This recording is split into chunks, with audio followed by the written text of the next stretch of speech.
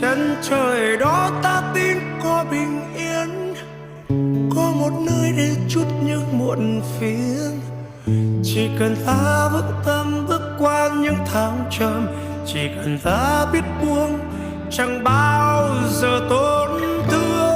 Con đường đến tương lai luôn là thế, có hạnh phúc cũng có những ê chề.